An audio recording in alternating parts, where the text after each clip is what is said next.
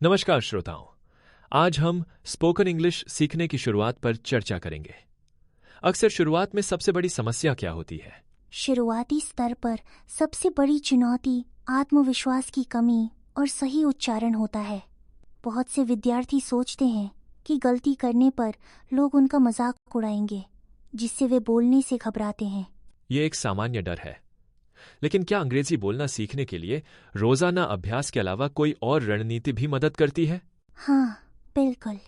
छोटे छोटे role play, जैसे दुकान में सामान मांगना या दोस्त से बात करना, आपकी झिझक दूर करने में कारगर होते हैं। इसके अलावा रोज 5 वाक्य बोलने का अभ्यास आपकी फ्लुएंसी बढ़ाता है। बहुत अच्छा। इसी क्रम में कई लोग नए शब्दों या फ्रेजेस से घबराते हैं। क्या इनका अर्थ सरल भाषा में समझाना सीखने में सहायक होता है? जी हाँ, नए शब्दों को आसान हिंदी शब्दों में समझाना और फिर उनका उदाहरण देना याद रखने की प्रक्रिया को बहुत आसान बना देता है। आइए अब बात करते हैं नए शब्दों, फ्रेजेस और ग्रामर की आसान व्याख्या पर। आपके अनुभव में किस तरह की व्याख्या शुरुआती सीखने वालों के लिए सबसे उपयोगी होती है? जब हम किसी नए शब्द या वाक्यांश को एकदम सरल रोजमर्रा की भाषा में समझाते हैं तो वह दिमाग में बैठ जाता है। उदाहरण के लिए, हाउ आर यू का मतलब सिर्फ आप कैसे हैं नहीं, बल्कि एक दोस्ताना ग्रीटिंग भी है। यानी सिर शब्द का अर्थ नहीं, बल्कि उसका व्यवहारिक इस्तेमाल भी मायने रखता है। क्या व्याकरण की जटिल बातें भी इसी तरह आसान हो सकती हैं? बिल्कुल। जैसे प्रेजेंट कंटिन्यूअस टेंस को ऐसे समझाएं, मैं पढ़ रहा हूँ, आई एम रीडिंग, और फिर रोजमर्रा के 5 वाक्य इसी स्ट्रक्चर में बनवाएं। इस तरह अभ्यास से ग्रामर अपने आप समझ में आने लगती है। तो क्या आप मानते हैं कि यह प्रक्रिया विद्यार्थियों में आत्मविश्वास बढ़ाती है? जी हाँ, जब विद्यार्थी खुद से उदाहरण बनाते हैं और गलतियां सुधारते हैं तो उनका आत्मविश्वास कई गुना बढ़ जाता है। अब हम एक जरूरी हिस्से, रोल प्ले और अभ्यास वाक्यों की बात करें। आप क्या सुझाव देंगे कि एक दिनचर्या में इन्हें कैसे जोड़ा जाए? रोल प्ले एक सिम्युलेटेड कॉन्वर्सेशन है, जैसे ग्राहक और दुकानदार के बीच। इससे विद्यार्थी व्यवहारिक भाषा बोलना सीखते हैं। साथ ही हर दिन 5 प्रैक्टिस सेंटेंसेस दोहराने से उनकी फ्लुएंसी और प्रोनाउंसिएशन में सुधार होता है।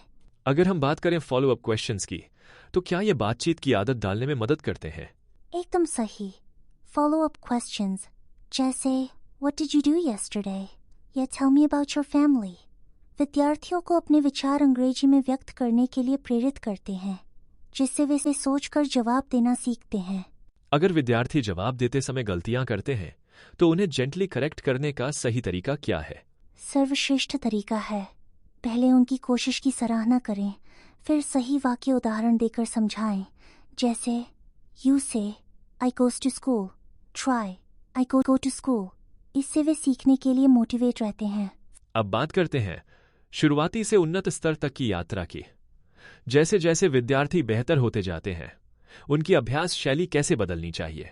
जैसे जैसे प्रोफिशिएंसी बढ़ती है, रोल प्ले और अभ्यास वाक्य जटिल होते जाते हैं।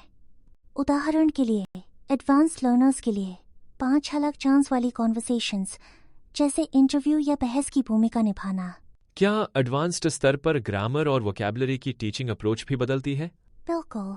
अब idioms, phrasal verbs, complex sentences और कल्चरल कॉन्टेक्स्ट सिखाना जरूरी है। साथ ही हाइपोथेटिकल सिनेरियोज जैसे if you one a lottery what would you do, सोचने और बोलने की क्षमता बढ़ाते हैं। क्या कोई स्टडीज हैं जो ये साबित करती हैं कि यह ग्रेजुअल डिफिकल्टी इंक्रीज अप्रोच ज्यादा कारगर है? हाँ, 2021 की एक कैम्ब्रिज स्टडी के अनुसार जो विद्यार्थी स्टेप बाय स्टेप चुनौती बढ़ाते हैं, उनकी लॉन्ग टर्म रिटेंशन और स्पॉन्टेनियस स्पीकिंग स्किल्स 38% बेहतर होती हैं। अंत में, क्या आप कोई रियल लाइफ उदाहरण साझा कर सकते हैं जिसमें इस रणनीति से किसी विद्यार्थी को उल्लेखनीय सफलता मिली हो? एक विद्यार्थी जो शुरुआत में सिर्फ हेलो बोल पाते थे, लगातार रोल प्ले और अभ्यास से 6 महीने में फ्लुएंटली ग्रुप डिस्कशंस का हिस्सा बनने लगे।